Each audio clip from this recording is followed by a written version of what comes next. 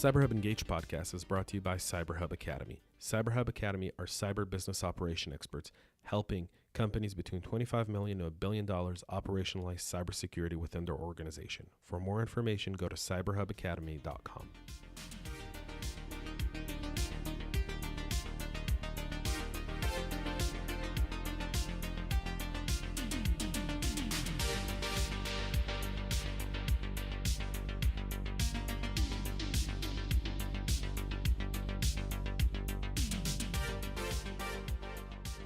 Hey everyone, welcome to the CyberHub Engage podcast. I'm in the studio today with Eric Browning, VP of Security and Compliance for QA Symphony, a great Atlanta company here in our ecosystem. And today's podcast is a little different because we're talking to essentially a company that is a third-party provider with Eric and has to deal with additional third parties of its own. And Eric's going to go into that. So this is going to be a great show for all of you to listen to today. Thanks for tuning in.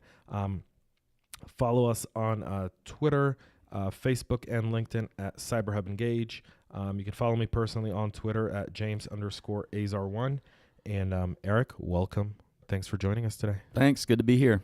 Awesome. So, you and I were having kind of a conversation before, but before we get started, thank you for your service. You were in the U.S. Army, and I like to thank our vets before we start every podcast. Thank you. No big deal. Just a Army medic. Kind of a big deal. You saved lives. That's the job. Yeah. Big deal. Yeah. Guys get shot. Eric saves them. So, Eric, I kind of want to start with you, and I'm going to start this interview a little bit different today, in our conversation, I shall say. What's your definition of a cyber expert? Cyber expert. I think to define that properly, with us split those two terms up individually. So first, what is cyber? I think cyber is a term that's used a lot in the government space, not so much in private industry. But from my standpoint, what I've seen is that cyber typically does not include the physical world.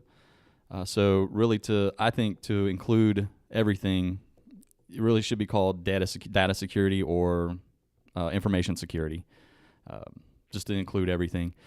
So that's just prevent, detect, respond. Basic security. But then if you throw an expert into that as well, so there's so many fields inside of cyber or data or information security that you really can't say that you're an expert at all of that, just because it's too broad. Kind of like saying that you're an expert in AWS. Right. So there's so many services that AWS offers, it's impossible to be an expert in every little thing that AWS does. So you really have to pick your domains and say, I'm an expert in incident response, or I'm an expert in vulnerability assessment, or governance, or whatever it is. But to say you're an expert in cyber, or just say you're a security expert in general, it's just too broad. There's having a conversation before we started recording, and one day I'll start, actually recording those conversations so we can do like behind the scenes. But it's very broad, and the definition and loose term of expert is loosely kind of drawn around. And yeah, there needs to be a better definition. I agree. As someone who serves in security and compliance, and your title says it all, right? So some companies view security and compliance as one, and others, look just at security and have compliance differently. What challenges do you encounter in your role as a security expert? And tell our guests, before we kind of get into that, what you guys do at QA Symphony. Sure. Just so that they understand the complexity of your role. So first, I wouldn't consider myself a security expert. I'm a practitioner. I've got a job. I do that job. I quarterback operations. I provide strategic direction for the organization.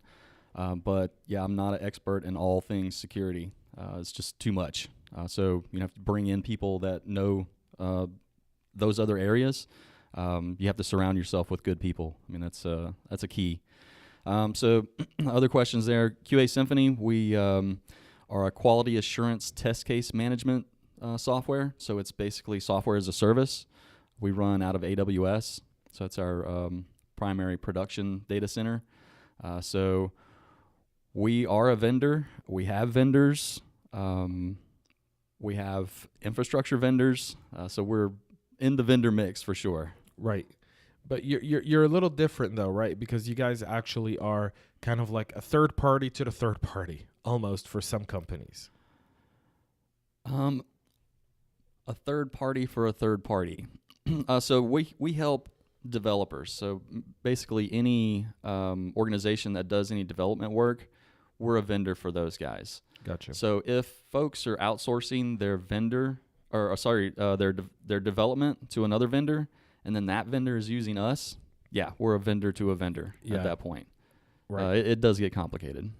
So, in the role that you have, and obviously with your company's kind of like complex kind of build out, what are some of the security challenges you guys encounter? So when I began initially, we were looked at as a company that didn't really have anything worth protecting. So it's quality assurance test case data. So if you're doing things correctly, you're not supposed to be using production data for your QA testing. So we should be out of scope for a lot of things like PCI or GLBA, HIPAA, things like that. But what we're finding is that people accidentally upload things. Business processes change where they do upload things that folks consider confidential or sensitive information. Another aspect of it is it contains vulnerability information on some organizations. So imagine if you're doing development and then you're finding problems. So that gets put into your Jira ticketing system, and Jira integrates with our product.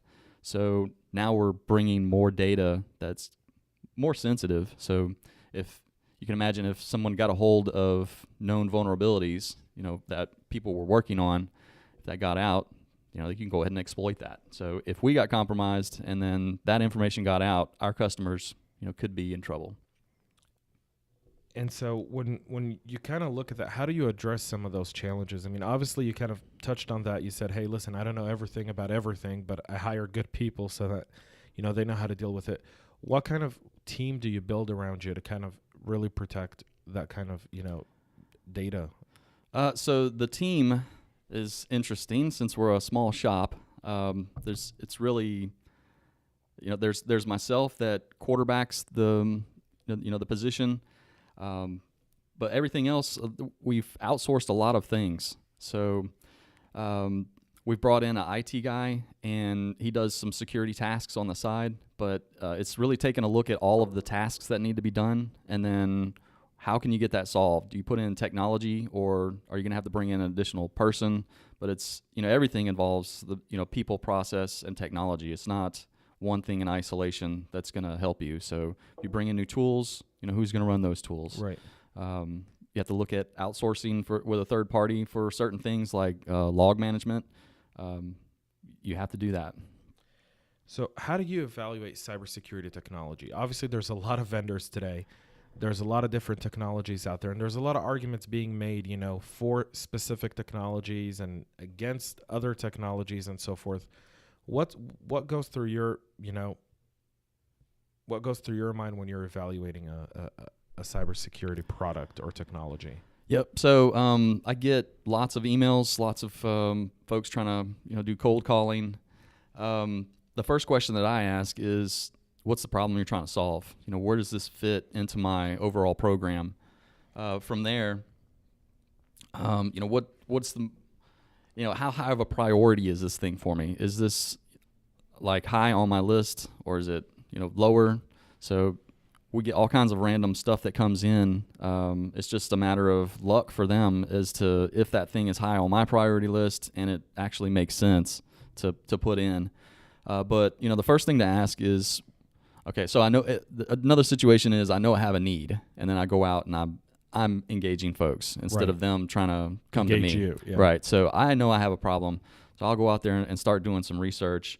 The things that I ask for is, what problem does this solve? What can I cross off on my list that's a problem for me? So really, you have to dig in and, what is it? I'm not having a good example here.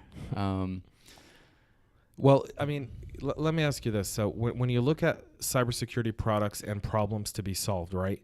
You guys are a very unique shop because of the specialty. You guys are a niche of a niche of a niche almost, right? So I mean, you're digging through, product development, then you're going through, engineering, coding, and then you're going through Q&A, and that's where you guys kind of sit there, a quality assurance, right? There's a lot of things that go into your security posture. When you look at technology, I mean, so common misconception is, and I don't want to go on a rant on this, so I'm going to ask a quick question here. Common misconception is, oh, I use AWS or Google Cloud or Azure or any one of those, I'm secure. That's a good example. Yep, very good. So when we're looking at engaging infrastructure providers, all the cloud providers are not created equal. So I have heard people, they come to us and they say, oh, you're in Amazon, you're good. We're not going to do any more due diligence on you. So they're not understanding that there is that shared responsibility model and that there is some additional things that they have to take care of on top of what we're doing and what AWS is doing. So there's 3 layers there. There's AWS with the infrastructure. So they're doing the patching at the lower Right. layers. They're doing the physical security. And then we come in on top of that. We're running the servers. We're running AWS security groups. We've even got platform as a service options in there with relational database service from Amazon as well. So yeah, we're looking at all of that. And then, so what is our responsibility on top of that? So AWS is doing this much, and then we still have to do more on top of that. Right. And that's the same as with everybody else. So we have to patch those servers. We've got to make sure access control is right. We have to set up the architecture. So we don't want a bunch of public IP addresses out there. We need to get everything inside of a VPC. So there's quite a bit that is on us. So and other folks that are looking to go into AWS or Azure really need to look and see, how much of this security responsibility is on me. Yeah, that's it's you see it in the the small to medium sized businesses. This whole transition to the cloud is less responsibility on my end because now I don't have a server sitting in my back office that can be breached, but you still have a sign on to access anything, and if that sign-on's compromised, that's not Amazon's problem or Microsoft or Google's or anyone else's. That's yours. Yeah, absolutely. So particularly for AWS, those access keys, those are the keys to the kingdom. So you have to protect those. If those get lost, anybody can log in as your account and be you. Do you guys build a posture around those keys as well? I mean, is that like its own like little separate, like if that's the core of the onion for you? Absolutely. If you were looking at layers. Yep. You're looking at the root account, so that root account can do anything. So yeah, best practice there, you're just going to want to disable that root account if you can. So we can't because we're using that account for some service account functions. So what we do there is alert whenever it's used. So if you can't prevent, then what can you do to detect and then react beyond that? So if we can't shut that account off completely, we just alert whenever it's used. A lot of breaches recently, and kind of the new trend that's starting to kind of take place for the threat actors out there is going after third-party vendors to get to the mothership, right? So we saw that with the Delta breach with 24/7 AI, which was a chat bot service, and I've spoken about it in previous podcast episodes, where they Delta, Kmart, Sears, a bunch of companies were breached because of that chatbot and marketing service. What do third-party vendors who work with enterprise businesses need to kind of take under account, and what can we tell the executive leadership of those companies who are listening today that you can lose business? I mean, 24/7 AI is no longer Delta is no longer a client, neither is Sears.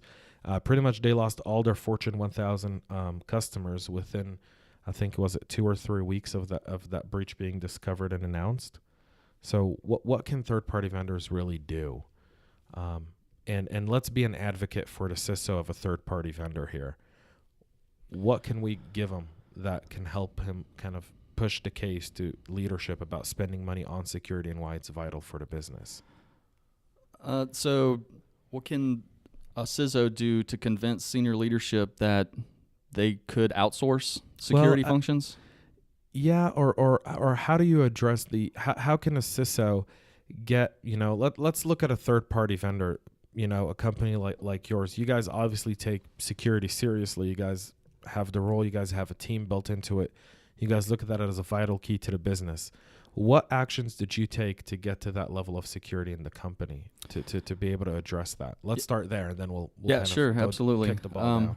So it started really with the CFO recognizing that they were getting into customer areas that were regulated. So banks, credit unions, hospitals, those kinds of organizations. So as part of the sales process, they would do their vendor due diligence on us and say, fill out this questionnaire. Do you have a SOC 2? We didn't have a lot of that stuff, so we had to work our way through it and slowly build the program up. So I didn't have to do a whole lot. It was really customer driven. So the senior management saw where the winds were headed, and we tried to get ahead of it. So when we first started seeing that stuff come in, we started implementing plans to get that SOC 2. Prior to that, the customers would just put into the contract the specific things that they wanted. So they said, make sure you're changing your passwords, every 90 days. Even something like that for a small company was, a hurdle. So they would put it into the contract, and then we would have a certain amount of time to get that in place. So, they came in knowing that things weren't up to par in the beginning, but then they were willing to work with us to help us get to the point. That's a great example of essentially enterprise and vendor relationship, right? Is helping you kind of build through it. Do you guys use a lot of your clients as kind of a measurement stick for your security posture as well? Absolutely. Yep, for sure. So those questionnaires that we get, sometimes there's some things in there that we hadn't thought about before. It's like, well, that's interesting. We might take a look at that. Put it on the roadmap. There's always room for improvement. There's always opportunities to make things better. And we can't sit back and say, everything's good now. We're not doing anything additional. It's, things are constantly changing. So, we have to constantly react. And that's one of the great things I like about this field is, it's not the same every day. One of the things that we keep hearing about now, and it's becoming more and more popular, is kind of like compliance as security, or letting compliance essentially become security. We saw that with GDPR, right? So where GDPR essentially kind of took privacy and security and connected them together, creating a lot of challenges for a lot of small, medium-sized companies. Did you guys have any challenges with GDPR at all? That was another area that we saw the need pretty early on. And then, again, my CFO was totally on board with what was going on there because we did have European employees. Right. So that put us directly into scope for that. But we're also marketing to Europe. So that totally brought us in. So we were GDPR compliant a good month ahead of the requirement date. Yeah. So did it require a lot of time on your end and resources that were dedicated to just dealing with that rather than I would say so. On other yes. things? Yes. We brought in outside counsel to help drive that project, and then he engaged with another law firm. They drafted all the documents. We did the training internally, did all the sign-offs, set up systems to accommodate the the right to be forgotten and all that stuff.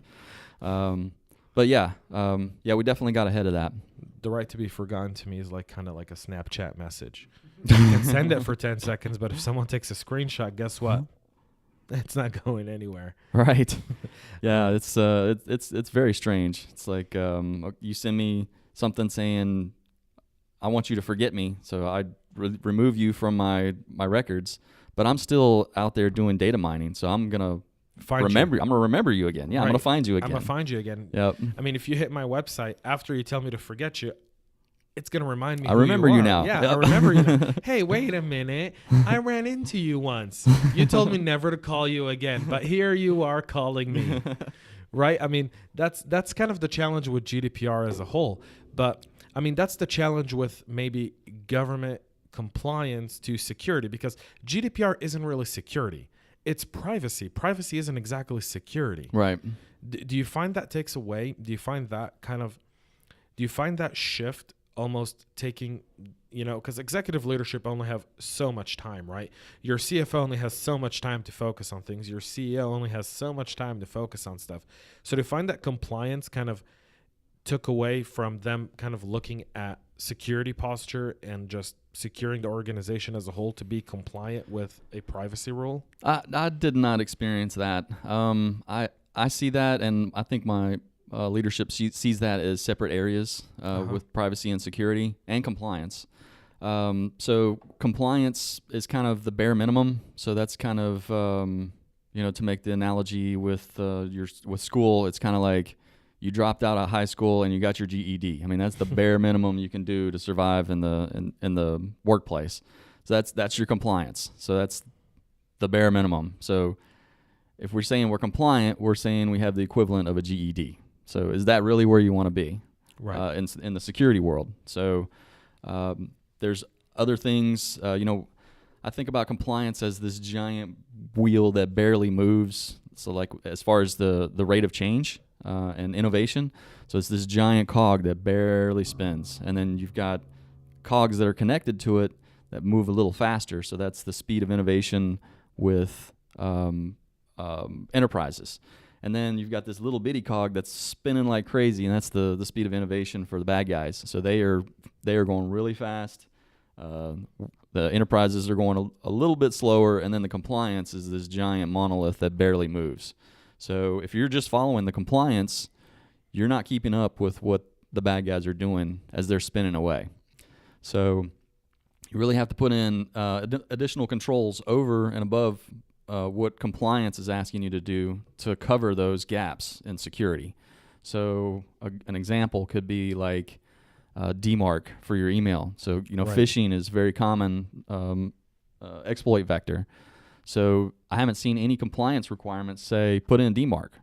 So DMARC can help get with phishing so that the header in the email, it has to match the sending domain. So you can't get like an email from Eric.Browning and it be not from me. Right. So it basically keeps bad guys from doing the spoofing. So it helps your users when they see that from email address and it's not legit or not from an internal address.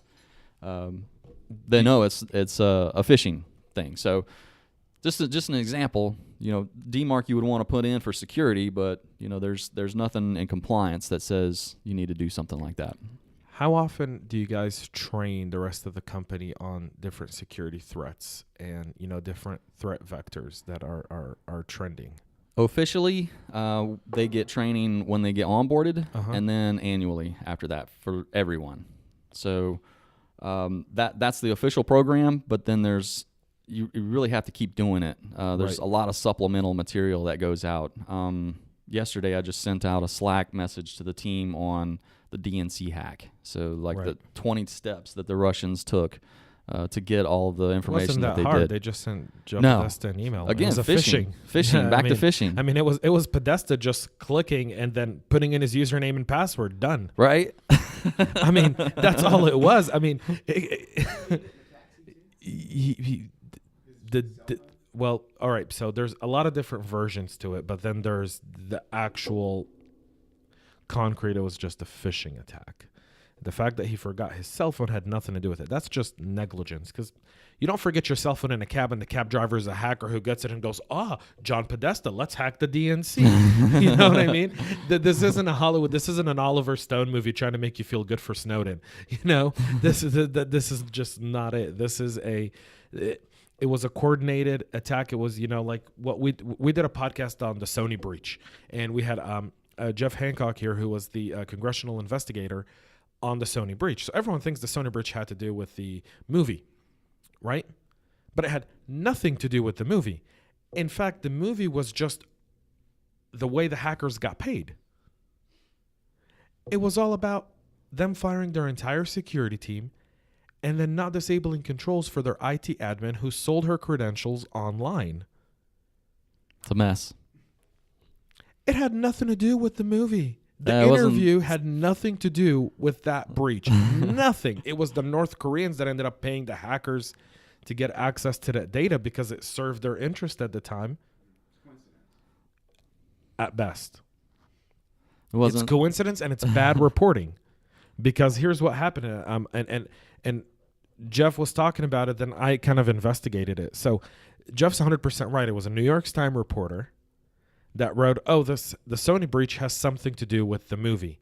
And no one fact-checked the Times reporter. People just started quoting him, and the story ran, and it became a sexy headline, right? Hollywood makes a movie that pisses off a nation state that hacks that U.S. company, and Sony's not really, it's U.S. Japanese. So there you go. Now let's, get into that discussion now.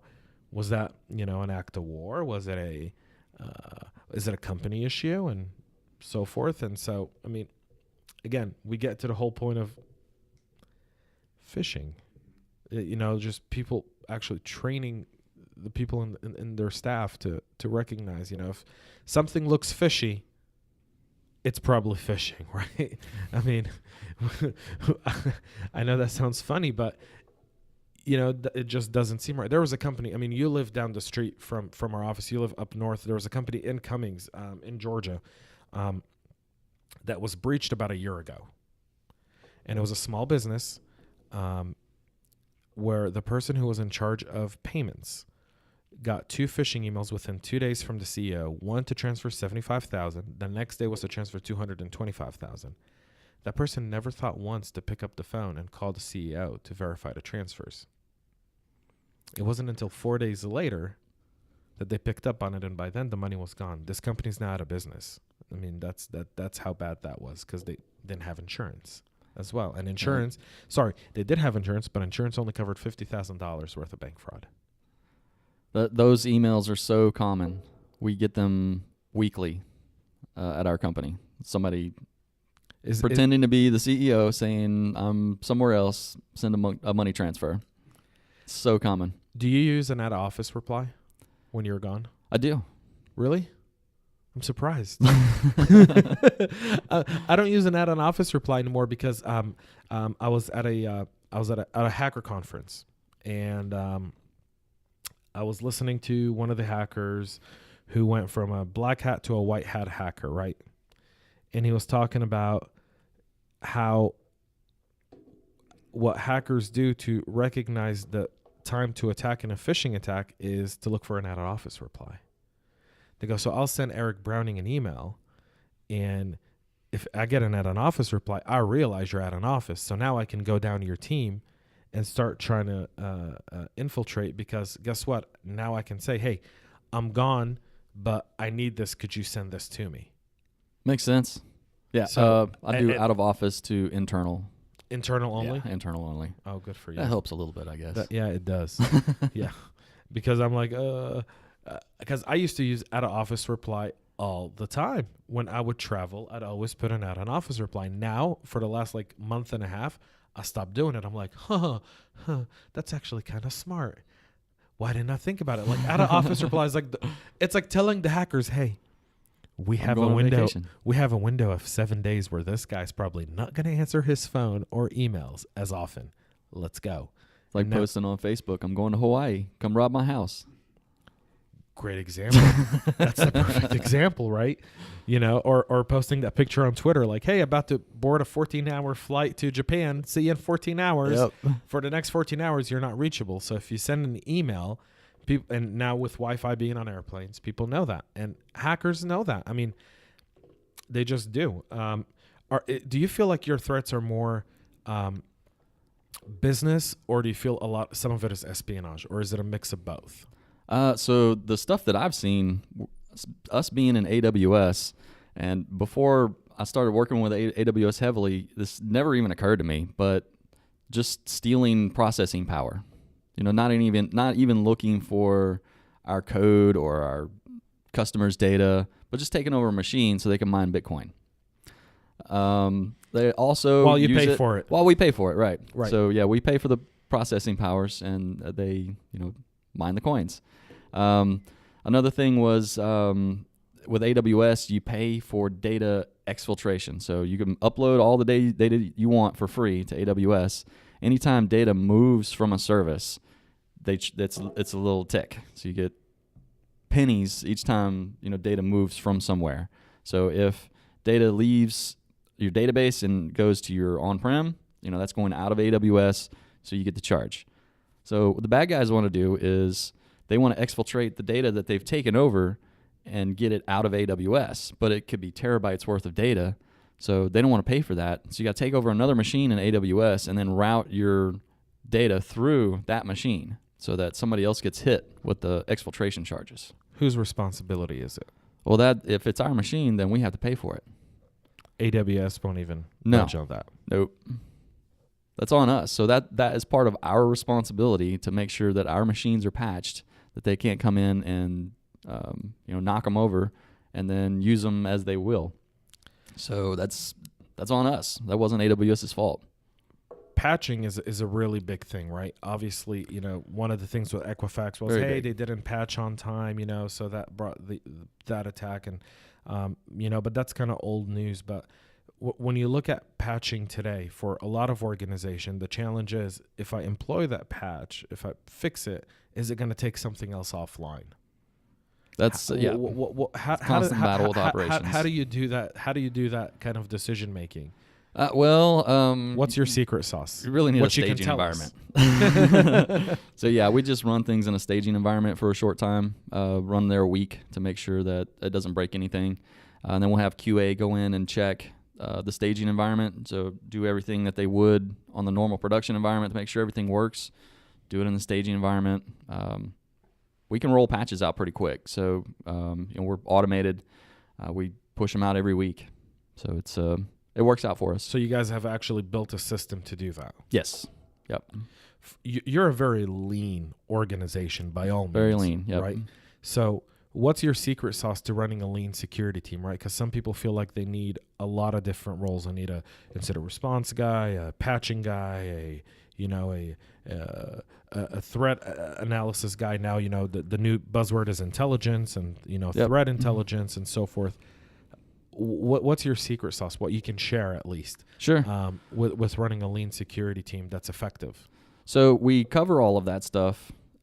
We just use a lot of third parties. So when we talk about incident response, we have skills, capabilities to take forensic images, do some of the lighter, easier stuff that's done initially, and then we engage a third party. So we've got incident response retainers for some of the more heavy duty things that we may not have in-house skill for.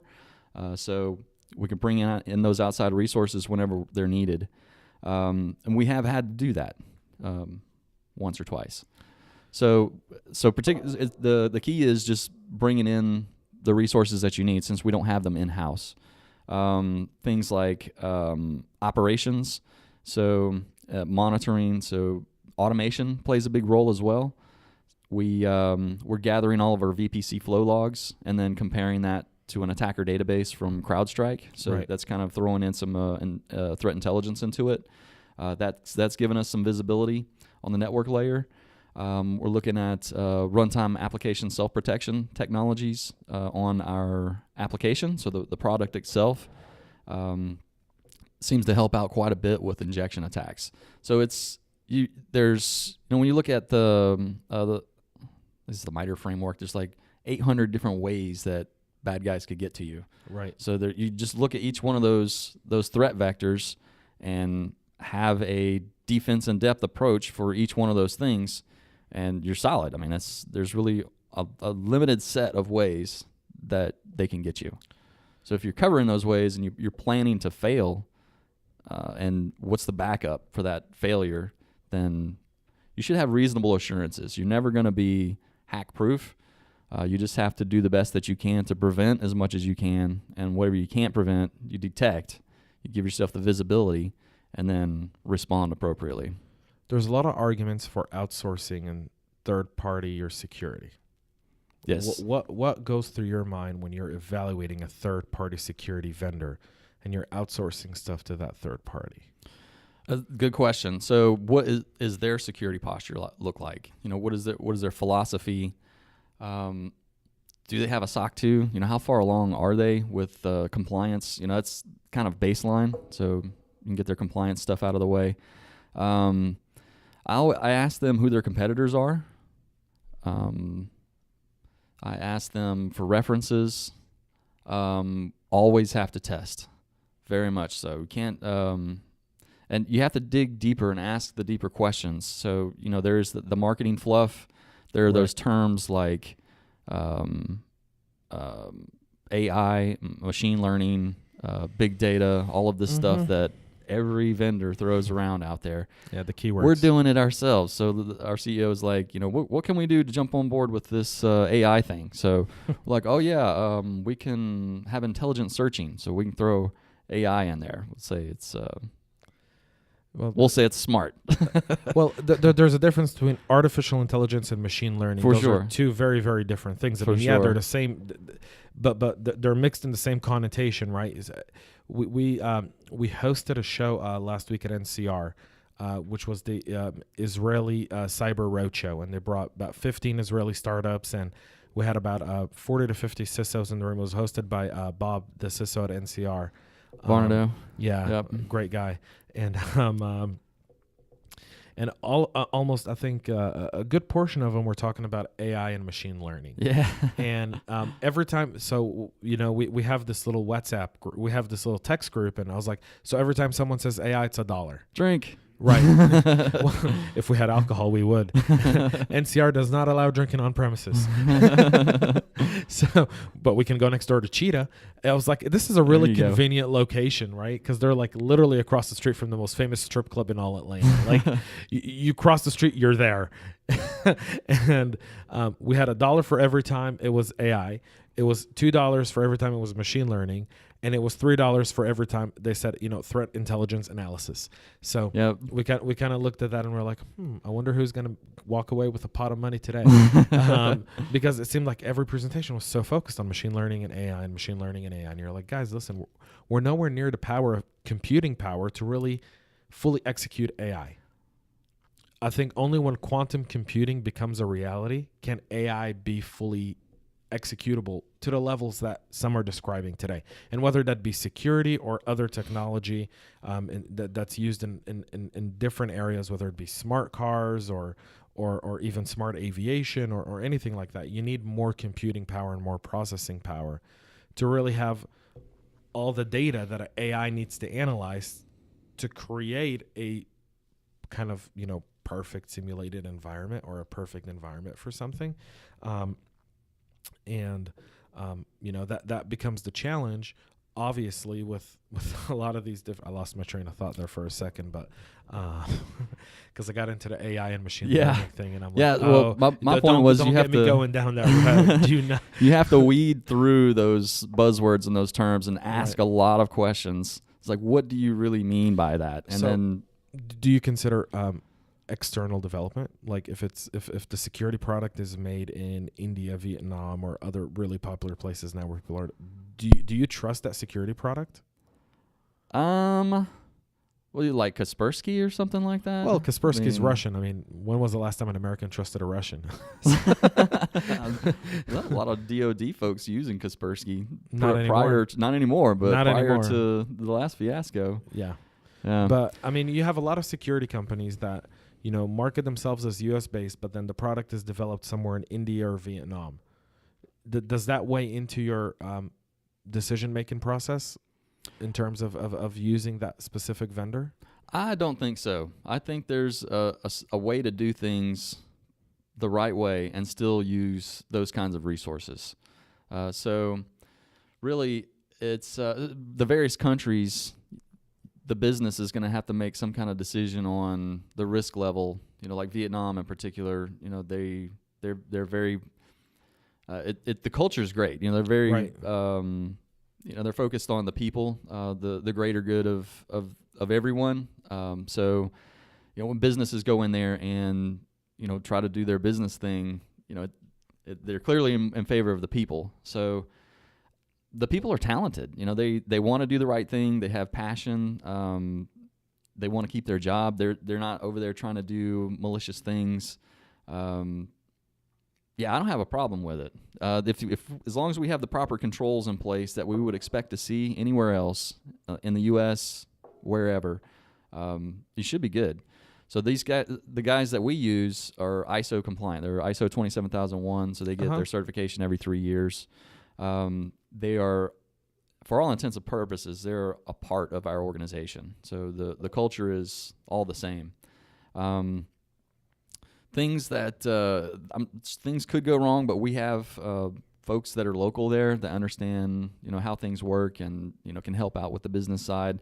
But back to the question, I think some of it is just business risk. Do you want to accept that? And as far as like the political climate for what's going on there, and if you can handle that on the business side, all the technical things can be ironed out. So make sure we're doing background checks on the people, that they're signing non-disclosure agreements, that we're doing least privileged access. Everything's set up the same way that we would expect it to be set up in the U.S. or wherever else. They follow our processes. They work at our direction. It's been good. That was probably the most robust answer that I've ever gotten for that question. Because most of the time you hear the immediate yes or no, and yours was very weighed, and it was actually, this is very good. This question should be on the short, because that is a great approach of looking at globalization of security, because there's cases being made, and I understand on the on the DoD side, on the National Defense and Critical Infrastructure, if you want everything in the U.S., I get that. That's kind of you don't want to outsource your country's security, but as a company, what you just said is spot on. I think more people should adapt to that and look at that, because that's a way to also reduce costs. Absolutely. And it's not like we have an overage of cybersecurity or information security experts just waiting to get a job. There's a tremendous shortage of talent right now. How do you deal with that? Look for passion, and then bring in folks that you can train. So really looking for people that love this kind of stuff, that love solving problems, taking things apart, figuring out how they work, putting them back together. Just those kinds of curious mindsets. We can take those and then just train them into what we need them to do. There's folks out there in the marketplace. The space has grown tremendously over the past 10 years. It's seen as a hot market and a lot of people want to get into it. Right. But really, without a basic foundation in computers and networking, if you skip straight into security without that foundational knowledge, I think you're selling yourself a little bit short. I think it's important to understand the field that you're playing on. So you really need to understand ports, protocols, and how things work, how a computer works, memory, CPU. Not necessarily a CS degree, but some basic understanding of. Maybe you've had a job as a network admin. I mean, that's a great place to start if you want to jump into security. So I kind of look for folks that have that IT background and then have that drive to figure things out. Yeah. Yep, and get into security and break stuff and figure out how to fix things. One of our final questions here. There's a big debate about what government's role should be in security and in securing our national infrastructure and critical infrastructure. I don't think if there's a debate there shouldn't be a debate there. That's like debating, sliced bread. There's a no-brainer there. Yep, they should protect critical infrastructure. But what role should government play in terms of, do you think the government should essentially regulate what companies have to do security-wise? No, I don't. Each company is going to adopt its own risk tolerance level or its own risk appetite. And that is for that business to decide. It's not really for the government to come in and say, you have to have this minimum set of controls in place. If it's a manufacturer, it's not apples to apples, across industries. So there's not one set of things that you could say all of these things apply to everyone. without getting into political debates and which is what we don't want to do. Open up my hand here, showing my hand. It's probably going to come out just by what I say anyway, but you should. You're responsible for your own self, right? Out there. The government's not going to come in and help you, from birth of your organization to the end of it. My thoughts are the government should provide a level playing field and for business in general in the U.S., but also, that they should protect us from foreign adversaries as well. Their primary responsibility is attribution, so pointing the finger, this person did it, and then slapping cuffs on them.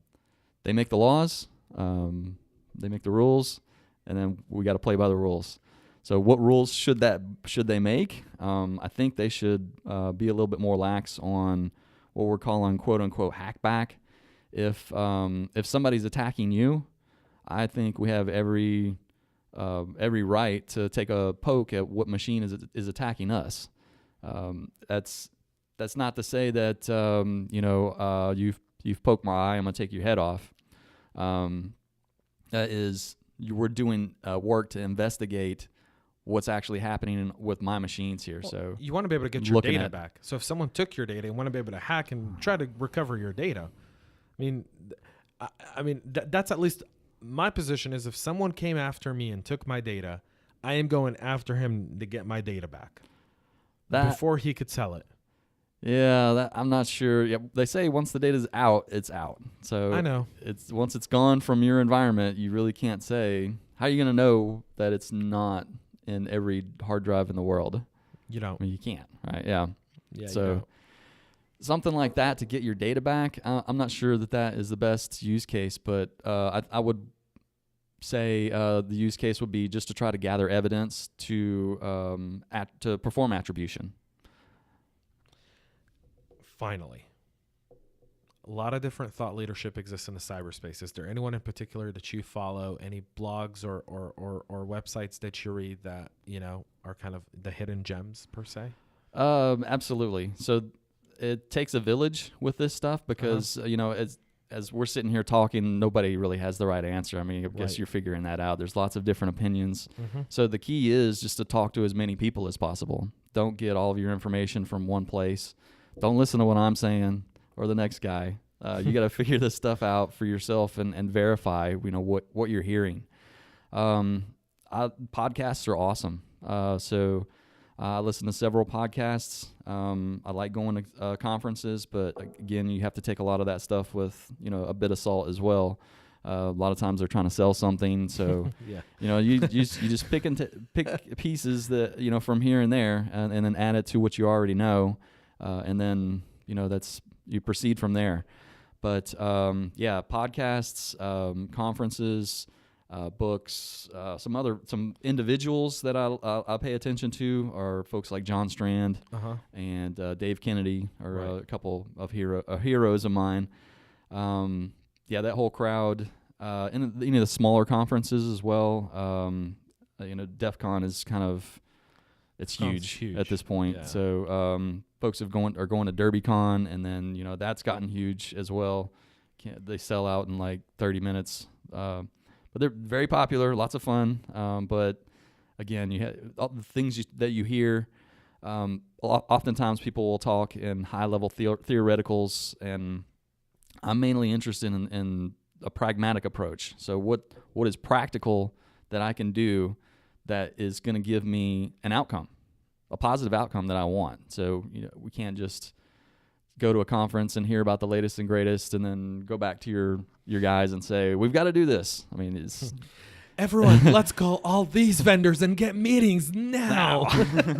We're moving to the cloud. And guess what? We don't have to do any security on the cloud. You're all going to get fired after we move to the cloud. AWS takes care of all of it. Yes. Yep. They're the safest. But yeah, it's it does take a village. The peers as well. So reach out to your peers and see what they're doing. How they feel about particular solutions. There's not just one place that I would say that you get all your info. That's great suggestions. Thanks. We're out of time, fresh out of time. I think to stay within a reasonable time so that people can listen to the podcast and enjoy it. So, Eric, thanks for being with us. It was a I pleasure. really Thank you for appreciate it. having me. Awesome. So, this is the Cyber Hub Engage podcast. We'll be right back after this brief message.